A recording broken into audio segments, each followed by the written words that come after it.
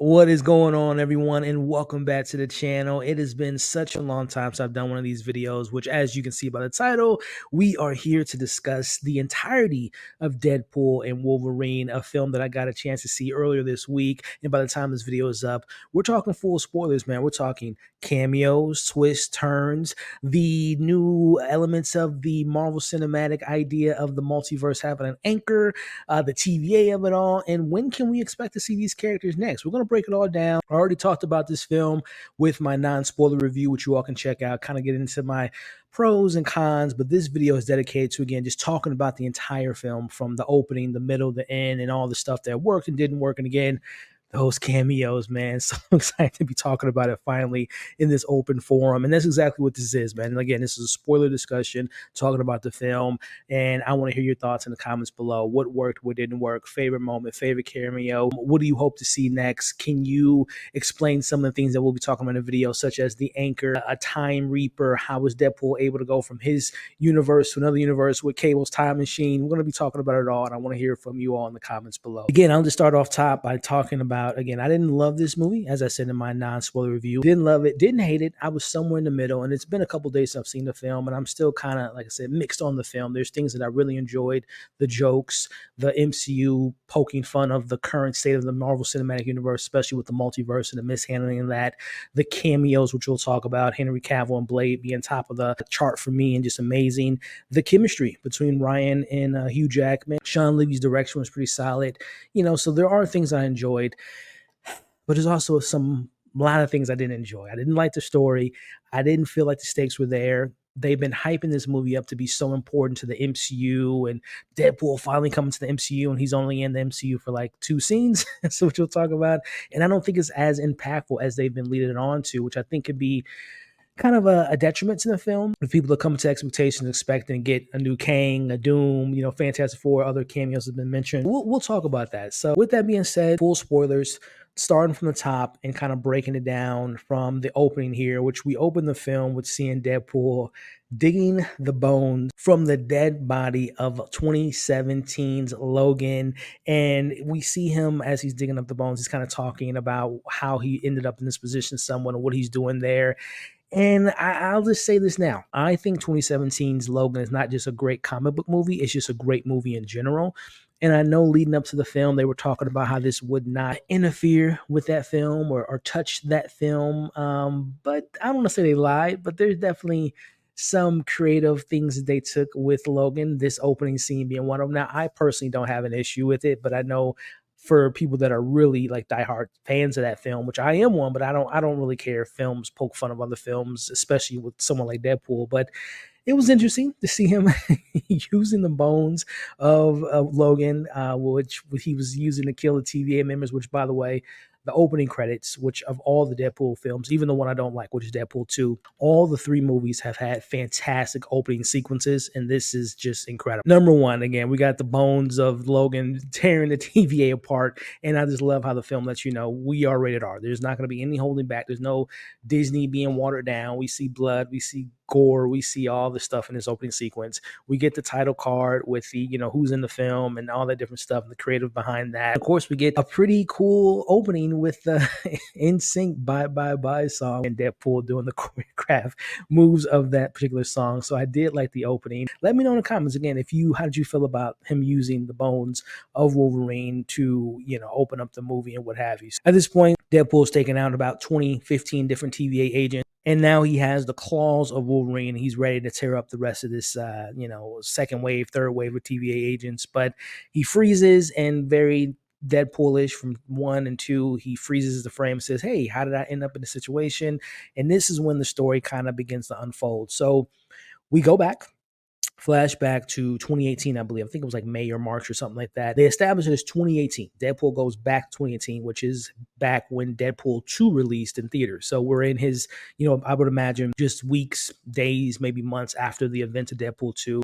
It shows that he's in the 616, which, as we know, is a sacred timeline within the Marvel Cinematic Universe. So He says that he used the time machine, which he got from Cable in Deadpool 2, which I was hoping that we got a Josh Brolin cameo or appearance, but obviously he wasn't there. Neither was Zazie Beetz. Talks to Happy Hogan, which was funny. You know, the back and forth between them, the banter, the reference of, obviously we know Happy Hogan, Jon Favreau is obviously in the MCU, but then the whole idea of this film is being like an appreciation, or as a lot of people call it, a love letter to the Fox films. We know that, you know, Jon Favreau was in Daredevil with Ben Affleck, which has a reference later in this film. So a little wink, wink, nod, nod. They're back and forth.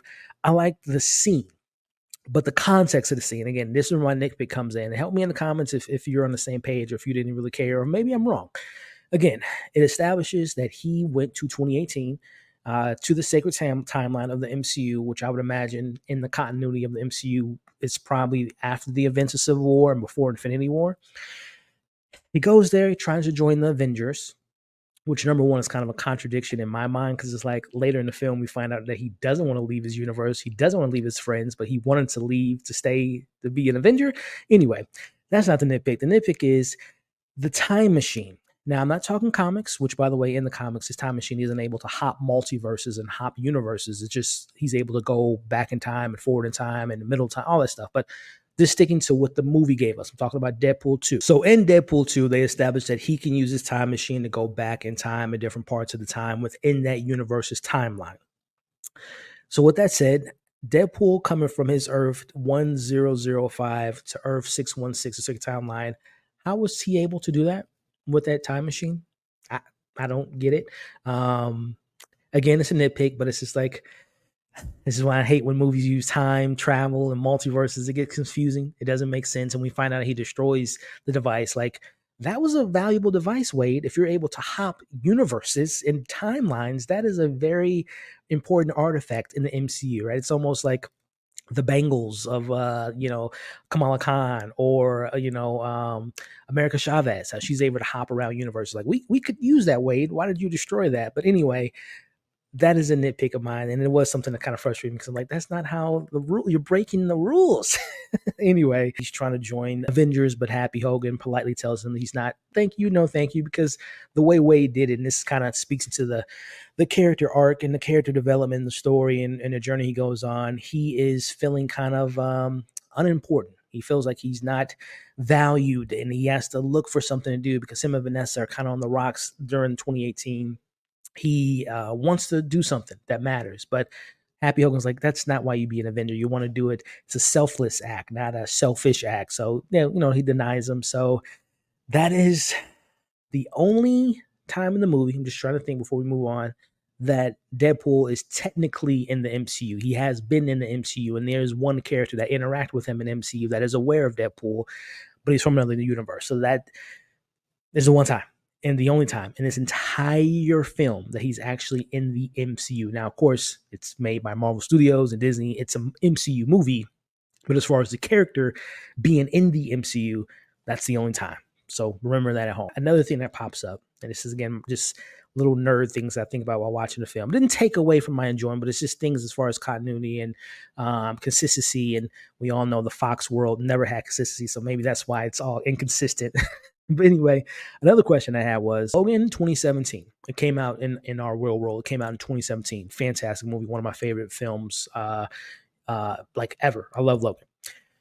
Came out in 2017, but in that movie, the timeline, the year they're in, it takes place in 2029. Now, in this opening sequence, we established that Wade went to the sacred timeline of 2018, but then he went back into his timeline, and we find out he breaks up with Vanessa and all this stuff, but it's 6 years later, which means it's 2024, like in our real time and in Deadpool's real time. So my question is, if Logan took place in 2029, he would have still been alive in Deadpool's current timeline, right? Again, little nitpick, but it doesn't match up, because Logan was dead in the beginning of the movie, which would have meant that Deadpool was in 2029, but that's not the case, because we find out at his birthday party that's 2024. Again, just a little nitpick. As I digress, as we get into the film, we flash forward, like I said, 6 years from that opening sequence of him talking to Happy to get into the Avengers. We find out that he's no longer the merc with the mouth in regards to wearing a suit, now working as a used car salesman, working with Peter, his best friend, who we find out all the Peters. So every Deadpool we find out has their own Peter, which plays into a big part at the end of the film. But he's upset. He's feeling kind of lost and, again, unimportant, and he doesn't have anything to give people, which I would assume they never really confirm why they broke up, but I would assume it's because he wasn't doing anything with his life and they just didn't agree on where he was going. He was just kind of upset, and she moved on, and we never met her boyfriend, who I can't remember the boyfriend's name, which I thought was going to be like a funny cameo, like he was going to pop up at the party, but we never saw him. But either way, we're at the party. We've seen it in the trailers. You guys at this point have seen the movie, so you know what happens. We have Yukio and Colossus and Blind Al and Star Shatter, even the guy from the bar in Deadpool 2, all his the most important people to Deadpool is at this party. Gets a knock on the door. It's a TVA, and we get the joke, the pegging joke, and all the taking off the toupee. And then they bring him into the TVA within the confines of this film. I'll talk about it later, but I'm a huge low-key season 1 and season 2 fan, and I thought that movie didn't really give me the same feeling and understanding of what the purpose of the TVA is within the confines of the MCU. This was a crash course of the TVA, and I get it. Marvel has a hard job to do with obviously satisfying the fans that have taken the time, like myself and probably you all, to watch these shows and the movies and have done the homework to catch up to the MCU. But then there's the other side. There's a general audience that's never seen Loki, WandaVision, Falcon and Winter Soldier, She-Hulk, Moon Knight, you name it. They haven't seen, Secret Invasion, which I don't blame people for skipping that one. But not everyone has seen the shows. But to me, this was kind of how do I say this? A dumbed down version of the TVA. We get Matthew Macfadyen, who I love. If you know me, if you've seen my previous coverage on TV shows, I covered Succession, one of my favorite shows of all time. Him as Tom, phenomenal. He's pretty much playing Tom as Mr. Paradox in this movie. He gives Deadpool, Wade Wilson, the kind of the basics of what's going on at the TVA and what they do and what have you. But then there's some very important things that Mr. Paradox tells Deadpool within this sequence. So let's talk about this moment here. Now let's take a little break from the breakdown, the recap. It is revealed in this conversation that Mr. Paradox tells Deadpool that the higher-ups see something in Wade, that he's important, but they want to take him from his 1005 universe Earth to the 616, the sacred timeline. It's never revealed who the higher ups are. It's never revealed why Deadpool is special and why he needs to be in the sacred timeline, besides the little video that we see when Mr. Paradox shows him all the heroes and all the previous MCU films, Captain America and Avengers, Age of Ultron and Thor Ragnarok.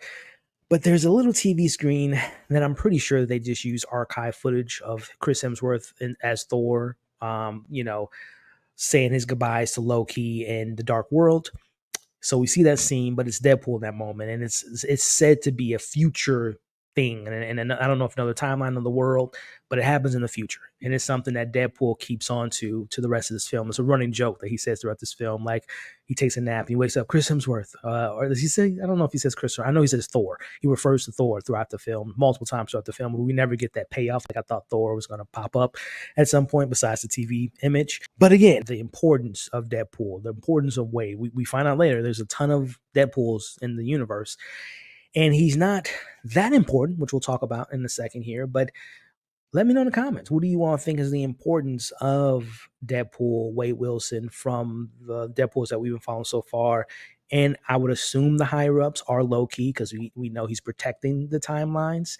Or it could be someone else entirely that we haven't met. Because again, this movie introduces new things about the TVA, like this rogue TVA agents like Mr. Paradox and his crew, the Time Reaper, an anchor. So there are new things that this film does establish, which I'm not the biggest fan of. But let me know what you all think about the special nature of our Wade Wilson. And will we see that scene with Deadpool and Thor, the next Avenger film, Secret Wars, or maybe even further out? Let me know your thoughts on that in the comment section. But going back to the conversation, Mr. Paradox reveals that Wade's timeline was destroying or decimating itself because of the death of Logan from Logan 2017, because as this film establishes, that Logan from that movie, from that timeline, was in the same timeline, the same Earth as Deadpool, which I guess I'll just kind of let go, even though they never cross paths. Again, Fox, all this stuff all over the place, and they're bringing that baggage over to the MCU, which is already messy in itself. But again, that Logan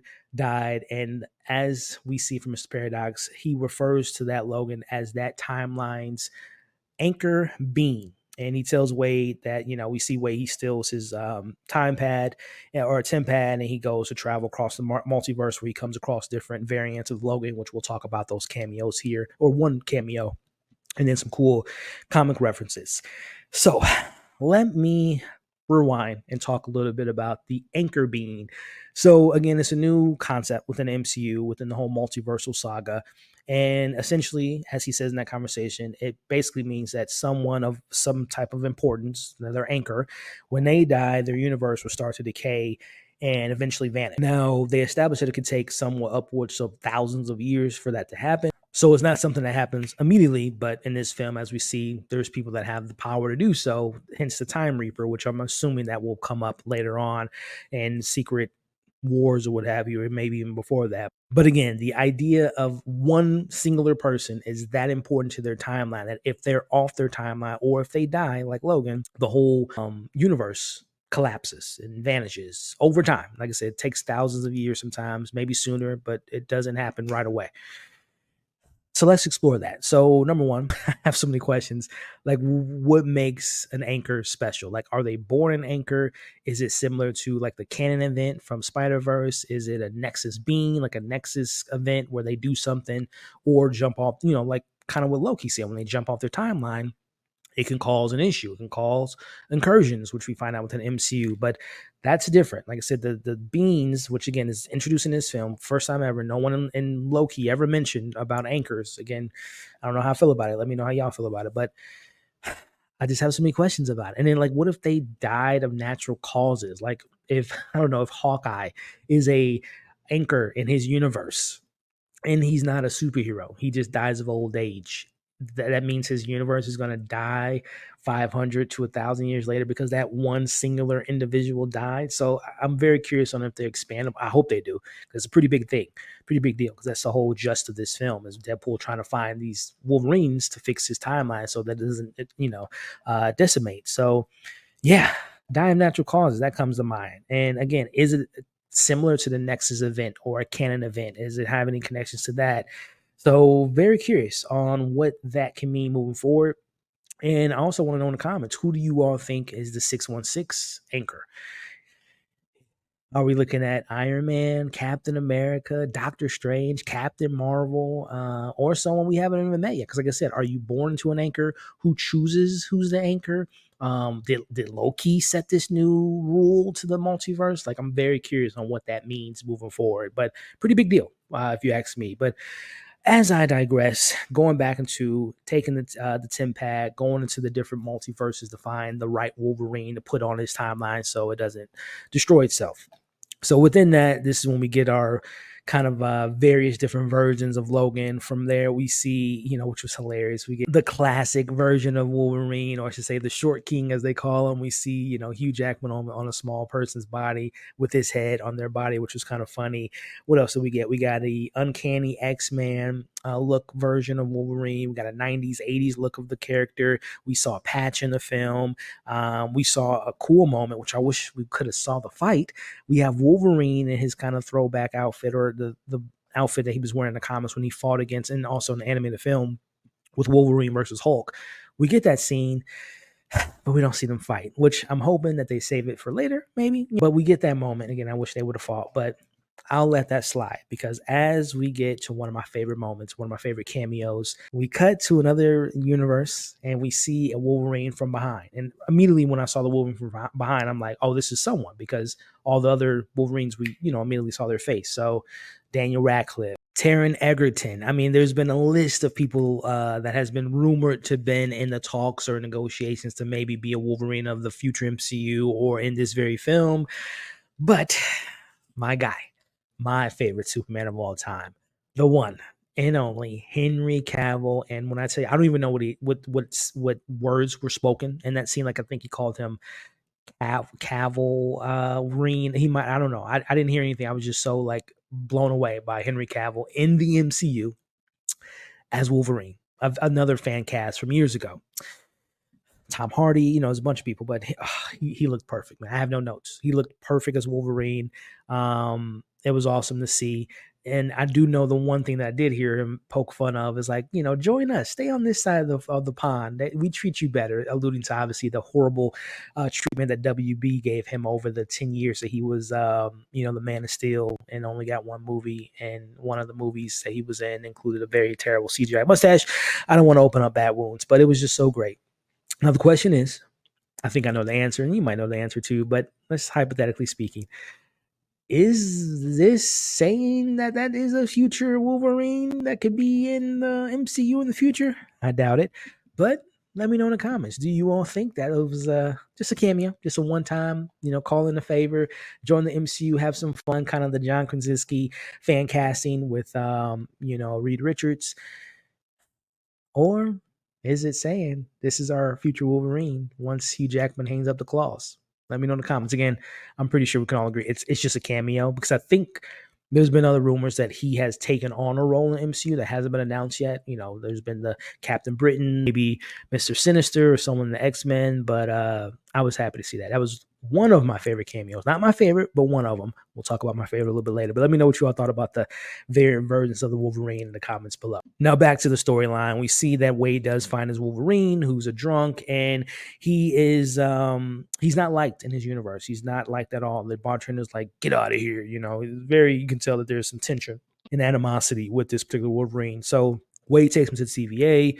He tells him, you know, we hear all the bad stuff from Mr. Paradox, like, you know, I would have taken any Wolverine, but except for that one, it's terrible. He's the worst Wolverine of them all. It's essentially, and that's what makes them a good pair. Like, Wade feels like he's the worst Deadpool and the bad person, done bad things, whatever. And then this Wolverine is at his lowest point. So they bring each other up, you know, the whole theme, their friendship, their bond. But that Wolverine is the worst because he destroyed his universe. And then, of course, you know, Mr. Paradox takes him he prunes them and takes him to the void. Just to backtrack, and just to address it now, this Wolverine, this variant, which I don't know which Earth he was from, I don't know if they mentioned it, but they said that he destroyed his universe. I think that's a metaphor, metaphorically speaking, because his universe was very much alive. He was at a bar with people there.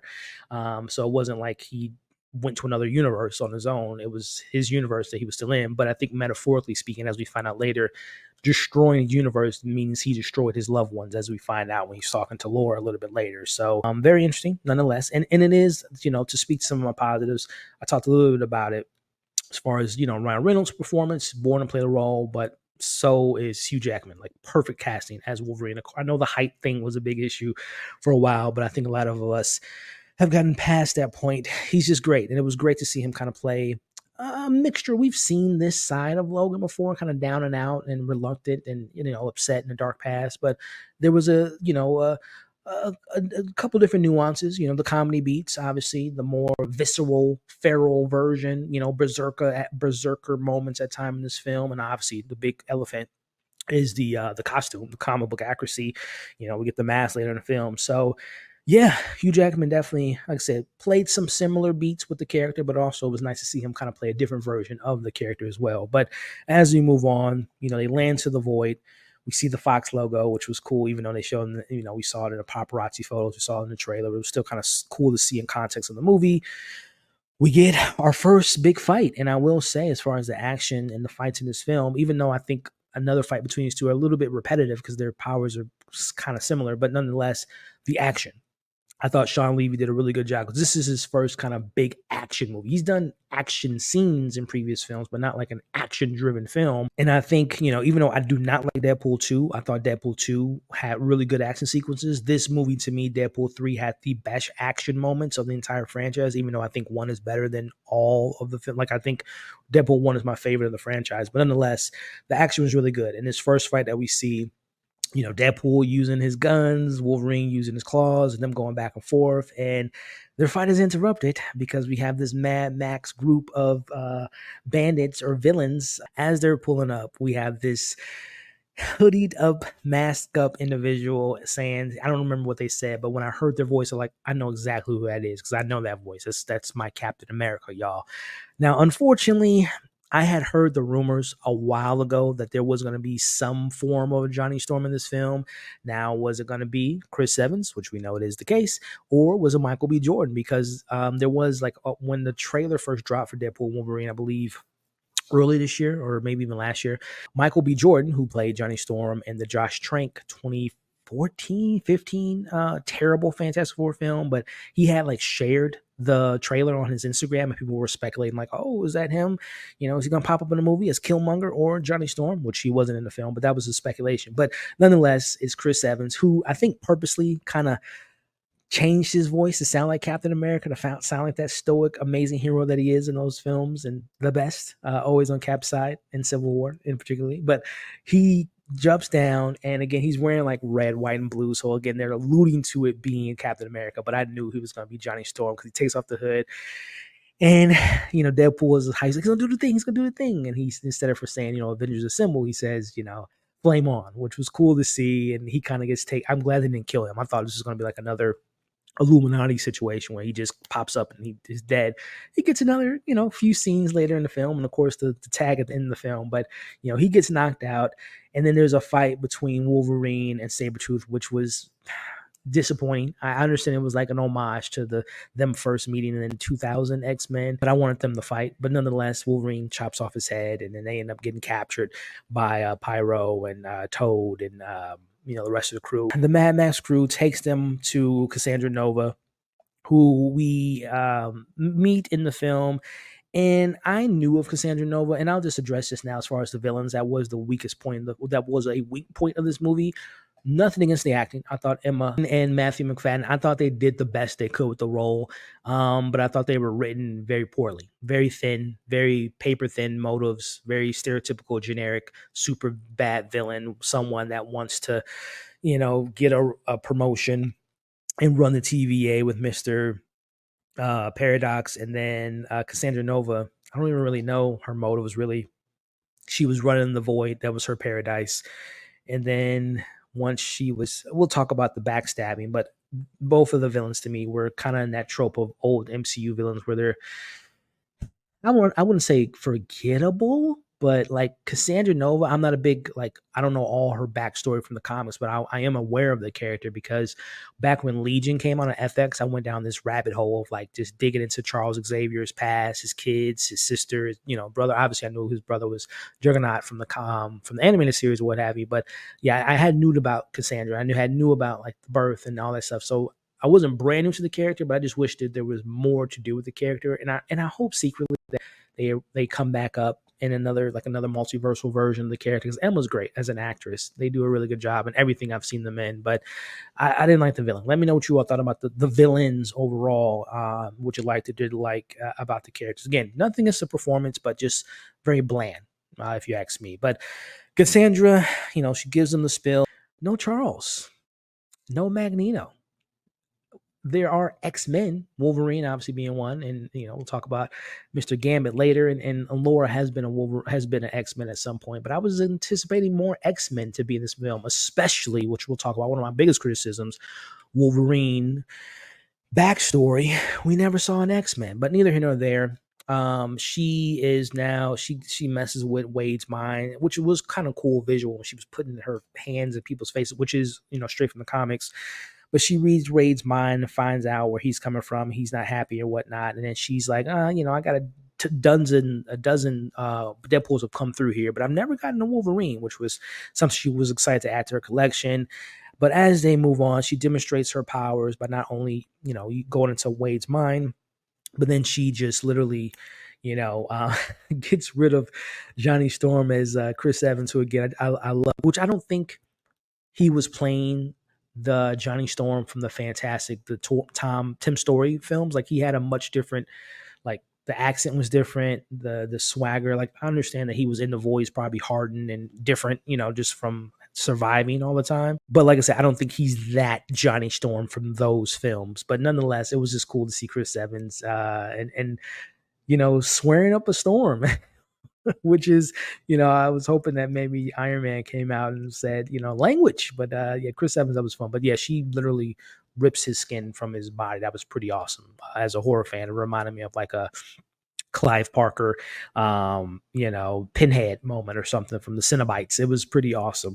But nonetheless, she does that, and she talks a little bit about somewhat explaining her agreement with the TVA, that she can rule the TVA and this is her gang, and she feeds Goliath whenever they're hungry, which we see Goliath coming, and then they're able to, I don't know what that thing was they escaped from, but they managed to escape her. And this is where we get, if you all kind of know the history of Deadpool and Wolverine, or before it was Deadpool and Wolverine, Ryan Reynolds was talking about, making this like a road trip buddy film. And I think this is where that comes into the element of the script, because they land at some other point in the void and they come across, I believe his name was Nice Pool, which is Ryan Reynolds, just being super nice, and which I didn't find the joke. It was just kind of annoying, if I'm being honest with you. But he's super nice. But the best thing of that scene was meeting Dogpool, which has a tie-in a little bit later.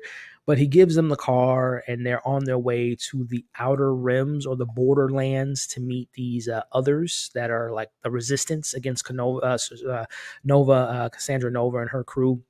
So they're doing that, and they're in the car and they're going back and forth. And, Deadpool's getting on Logan's nerve. And then he says something where it's like, yeah, we're going to find this crew and beat up Nova and go back home. And, wishful thinking, or I can't remember the exact terminology that he uses, but essentially he alludes to not guaranteeing that. The whole reason that Wolverine is willing to help him at this point is because he says, hey, once I get back to the TVA, I'm going to have them fix your timeline and fix your mistakes so you can go back to your normal, have your people that you love back.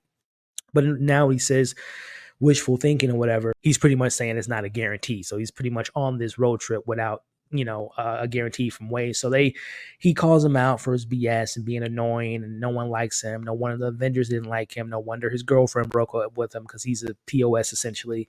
Wade says, we're going to fight now. They punch each other. Like I said, this fight was kind of redundant because we already seen them fight earlier, and we know that their powers are regenerating. So it's just kind of like, why are you guys? It's just just adrenaline. They fight, and they fight all the way through the night. Next day, we cut and we find the others. All right, let me prepare myself, because this was freaking awesome.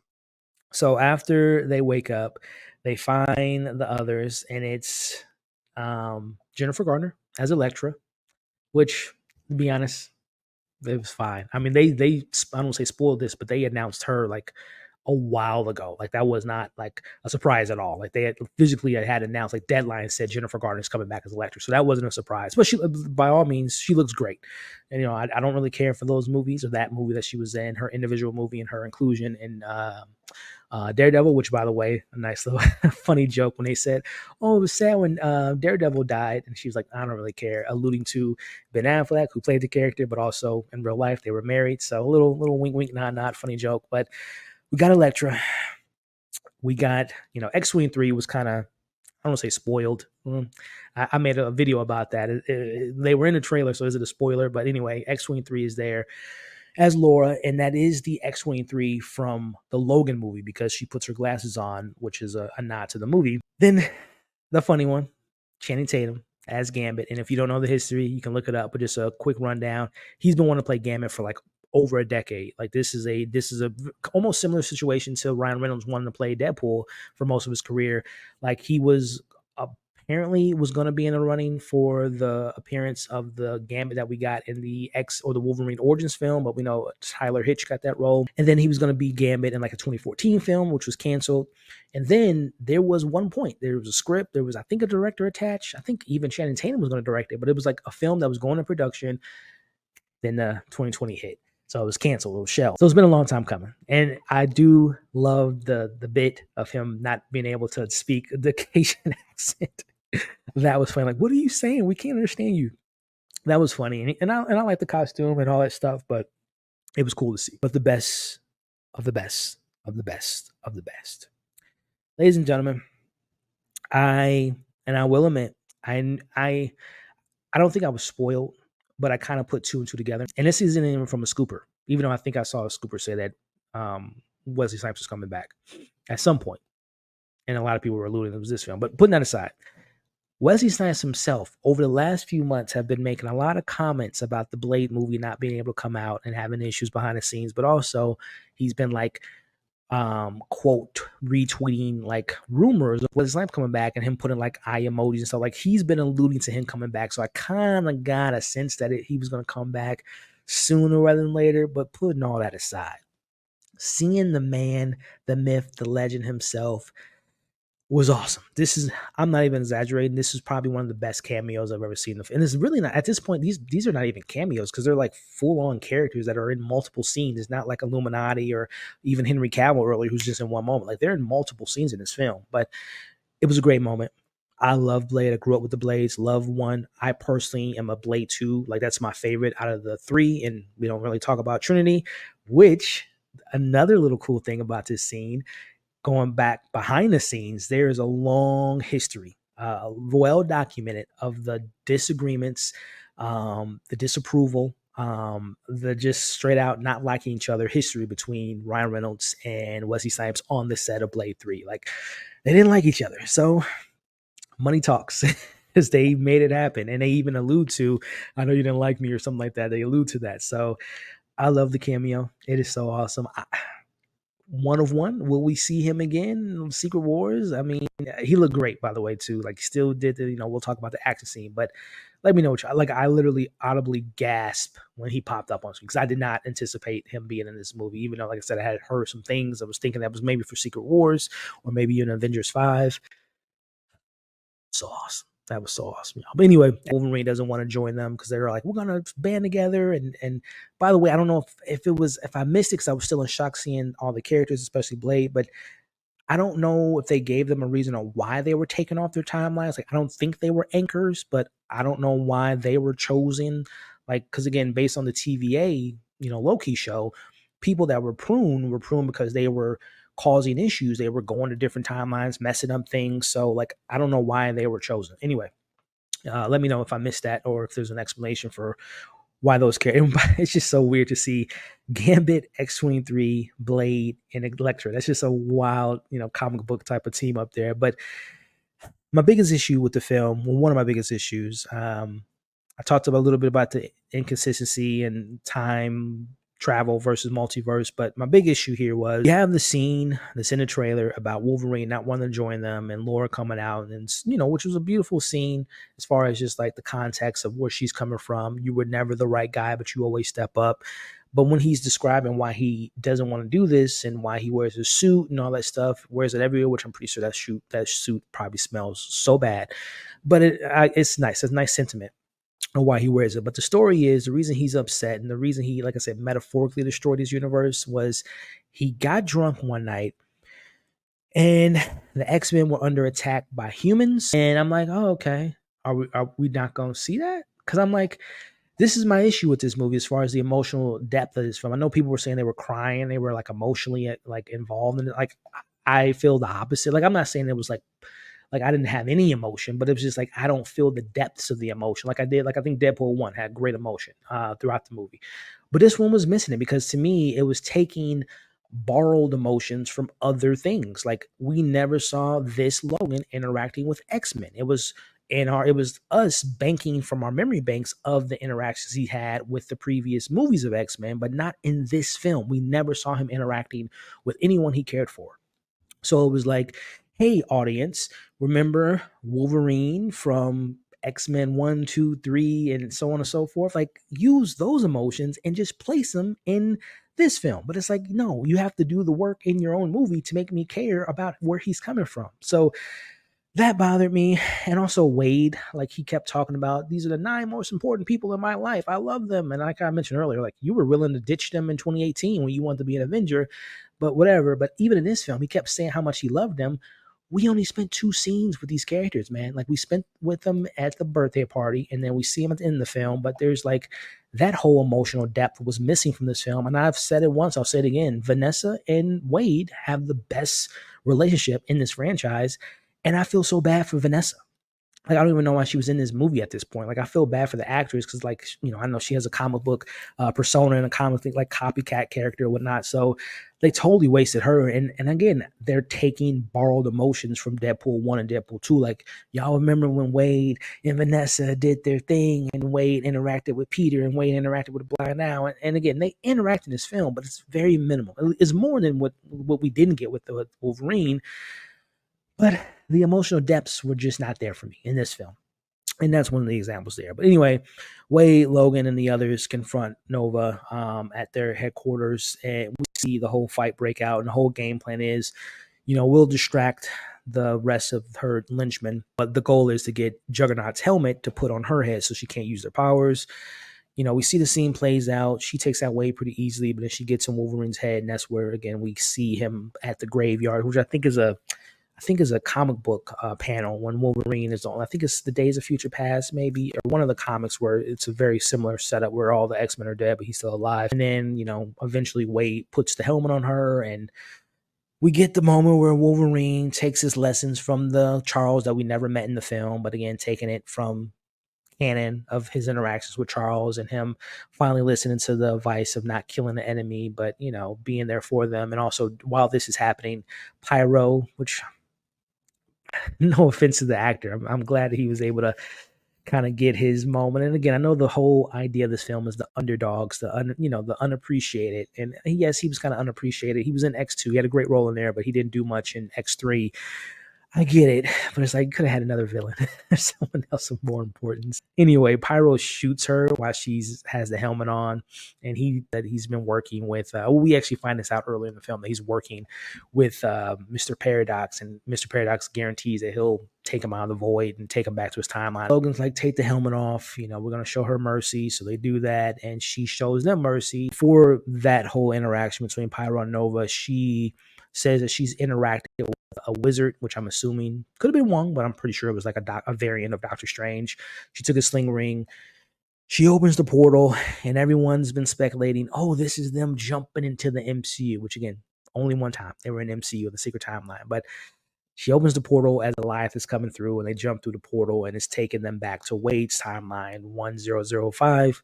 And they're trying to stop the Time Reaper, which Mr. Paradox has set up. And while he's getting that all set up, they're like, what's the kill switch? How do we take it out? It's like, well, the only way to take it out is essentially taking out yourself, because it has like energy and matter and whatnot. As that's being the exposition dump, we go back to Nova, who I believe kills Pyro as he tells her the plan and whatnot. But now again, I get it. This is her paradise. She can do whatever she wants here. But she had the capabilities of going anywhere and anytime. So now all of a sudden she's bad guy, villain. Then she does something to help our heroes, but then she's a villain again because she's like, they broke my agreement. I'm gonna get Mr. Paradox. Opens up the sling ring and goes into Deadpool's timeline, and she's gonna take the Time Reaper, which again, the purpose of Time Reaper is to expedite the process to destroy the timeline, because he doesn't want to wait, because he wants to be the leader of the TVA. Like, oh, that would have worked out perfectly. Like, what? Anyway, again, I did not like the villain's motives, and just the story in general, which I'll talk about later, was very weak. Anyway, she now has control of the Time Reaper. She's gonna now go through again. Why? She's now going to take out all the timelines, all the multiverses, to just have her void be the only one. So while she's doing that, we have outside the subway, she brings the dead corp with her, which consists of Lady Deadpool and Kid Pool, Head Pool, all the pools, that she's gathered in the void. And even though they don't take their mask off, you can see in the credits that Lady Deadpool, everyone was speculating Taylor Swift for the last year, but it was Blake Lively. Voice Cowboy Pool was voiced by Matthew McConaughey, and I think that was the only like big character actor that I saw voicing the role. But they're doing all that. He kills Nice Pool, which that bit wasn't that funny to me, but the dog pool moment was funny. So now the big action set piece, the finale, is our Deadpool, versus the dead corp and Wolverine, and he finally reveals his mask, which has been hidden the whole time. And it was an awesome scene. It felt like a comic book panel as they're like literally killing all the Deadpools in the bus. They bust out of the back. That was like a splash comic. Like, that was straight out of a comic book. That was, again, the action was really, really awesome in this film. But then the Deadpools obviously can regenerate, so they're like, we gotta do this again. But then this when Peter comes in and says, oh, you have a Peter, we have a Peter, and they all fall in love with Peter. Kind of a convenience. Anyway, they go downstairs to the subway. They stop Cassandra. Wade wants to sacrifice himself. He kind of does the Deadpool 2. He's like, I don't really want to die. He's like prolonging the situation, but he's not able to reach the other core. And that's where Wolverine comes in and he looks at his abs, which was funny. They are able to stop Cassandra, who becomes, she evaporates. So, like, I don't know if it's like a Quantumanium Ant-Man thing where he went into his own core, if she's going to somehow be alive in this core, the energy that was made by this matter, or they're just dead.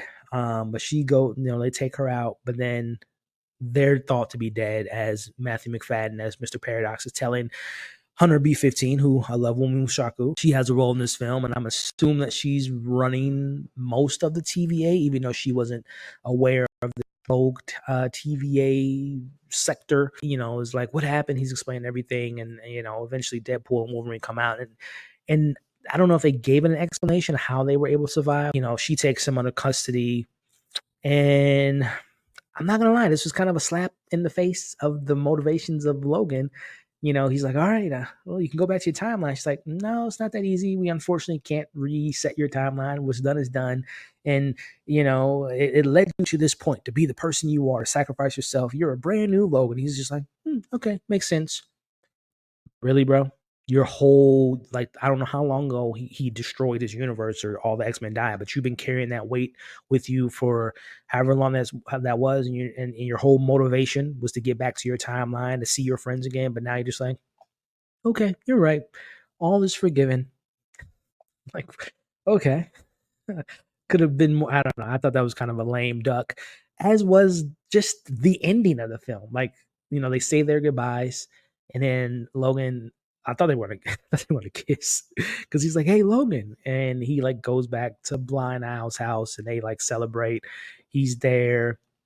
Wade asks Hunter B-15 that can his other friends who has been fighting in the void go back to their timeline. So I assume that Elektra goes back to her timeline, Blake goes back to his timeline, Shannon Tatum as Gambit goes back, and we saw X-23 is in this timeline, which is her timeline. And I guess they're just there chilling. Again, I thought they were going to be in the MCU. And not even that I thought. I mean, they like pretty much said that this is going to be, moving forward. And I'll get to my criticisms with that here, but it's like they're just back where they essentially began. So anyway, again, like the action, thought the jokes were funny and what have you. But we do have another scene, which is the post-credit scene, which again, the hype was, oh, this is going to have a big post-credit scene. I will admit it's Deadpool, so it only makes sense it's going to end in a joke. And it makes sense because it ties to the movie. The whole post-credit scene is showing Johnny Storm, his whole, it's a callback to before Cassandra Nova killed him. Wade like threw him under the bus and said that Johnny Storm said all these bad things about you, calling this, that, and the other, and she obviously killed him. And he was like, I never would say that, but Wade goes back, rewinds the tape, and shows that he said exactly what Wade said that he said earlier. Which again, the joke is it's Chris Evans, who we know is Captain America. Curse doesn't swear, but he's saying all these bad things, saying the C word, B word, MF word, like this sounds like a sailor. So that's what's funny of it. On top of he really did say those things. So no, Deadpool, Wolverine in the 616, no Kang, no Doom, no big things, just a post-credit scene that ties into the movie. So getting into wrapping up my final points here. Again, I didn't love this film. Didn't hate it. I'm just kind of in the middle. I thought it was fine. I think at the end of the day, a lot of people, rightfully so, are going to love seeing Deadpool and Wolverine, comic book accuracy, cameos I love, action's cool, funny jokes, great references, callbacks, a lot of inside baseball nods, what have you, the MCU of it all. I get that. But I think when people actually sit down and like dissect this film from like the plot, the motives, the development, the lack of development, it's not like a well-written film. Um, Great moments, great entertainment, but it doesn't really, I think it's going to be like a No Way Home situation where again it's cool, it's fun, great nostalgia, Toby, Andrew back, all that stuff. But like when you look at the movie, it's like, man, that plot's kind of weak. Multiverse of Madness, so on and so forth. So I think a lot of people are gonna go crazy over this film for the next several months to maybe even a year. But when you sit back and really look at this movie, it's a sequel to Deadpool 2, which I'm not a fan of Deadpool 2. It's in the MCU, which is fine, but it's just not that well written to me. But again, the TVA overall, I felt the TVA was kind of like a truncated version of the TVA. Like again, the anchor came out of nowhere, the Reaper time thing, and like the MCU's multiverse is just a joke. Yet another movie, 2 seasons of Loki, Doctor Strange and the Multiverse of Madness, No Way Home, and now this, and we still don't have a clue of where the multiverse is going. It's going to be recasted. We don't know if Doom's going to be the big bad moving forward. It is very annoying. I can't wait till we're done with the multiverse. I like multiversal stuff, even though I don't think there's a lot of things that handle multiverse well, except for Dark on Netflix. But yeah, it's like there's no depth to the multiverse. There's no consequences. That's another thing. The stakes in this film were like very minimum. Like I never felt the characters were gonna meet their demise. The stakes were very low bar. Were not high. And also, I'll be honest, like I said, the impact of this movie wasn't as impactful as they let it up to be. And I say that because Kevin Feige himself just last week said on a scale of 1 to 10, and 10 being the most important of the impact of the MCU, you have, Infinity War, Endgame, and this movie being Deadpool Wolverine. What did this movie do to the rest, to the greater MCU? Nothing. No one besides Happy Hogan knows who Deadpool is, and all the multiversal stuff had nothing to do with the greater MCU. Like they didn't mess up the MCU. They didn't mess up the timelines. They didn't do anything that's going to be impactful. So I don't know why Kevin said that, because they'll probably, in the future show like, oh, remember that in Deadpool Wolverine? Sure. But as of right now, it has no consequences. There is no mutant gene in the MCU. There, obviously there's Kamala Khan, there's Namor, and a couple other mutants that we met in the MCU, but it's like, this is about everything moving forward is supposed to be the mutant saga. I don't know how that film sets that off. But final questions, moving forward, the anchors of it all, like I said, I'm hoping that we get more of it. I have a little theory that maybe the next 2 Avengers film is going to lead up to the idea of like this idea of an anchor. There's going to be anchors being taken off their timeline by, I don't know, the Beyonder or Doom, or, some Kang is taking these anchors, throwing them on the Void. And the Void, if the Secret Wars run, the Void is, Battle Earth. The Void's gonna be Battle Earth. And all these anchors are gonna have to fight for their survival and fight for their timelines not being destroyed while they're on this planet or in the Void. That's kind of what I'm thinking they're setting up, but who knows? Again, another question: why was Deadpool so important? Who pulled him off his universe or his timeline? And will we see that Thor scene later on? When will we see these characters again? Will it be the next Avengers? Will it be Secret Wars? Will it be before that? A lot of questions to be had, but that's gonna be it, man. I haven't done this. Right now it's about an hour. I'll edit this and we'll see what's the final runtime. But it's been a while since I talked about a film like this, recapping it, break it down, talking about the highs, lows, theories, all that stuff. But it's fun, man. I had fun, even though I didn't love this film, as I know a lot of you all was probably watching this did. Which again, I respect.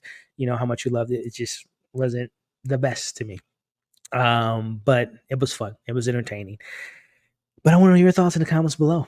Pros, cons, highs, lows, favorite cameo, least favorite cameo, thoughts, theories on the questions I posed in this video, and any Easter eggs. I didn't talk about every single aspect. Like I didn't rehash the jokes, because some of the jokes I didn't remember because they happened so quickly, and there's probably tons of Easter eggs this is only me seeing it after the first time or one time. So share it all below, because this is a spoiler discussion. So spoil in the comments below.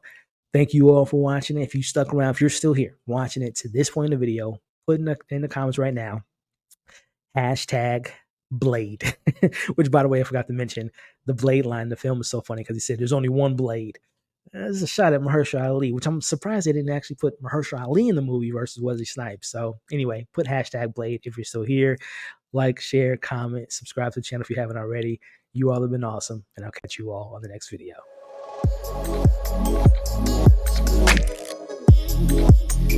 Thank you.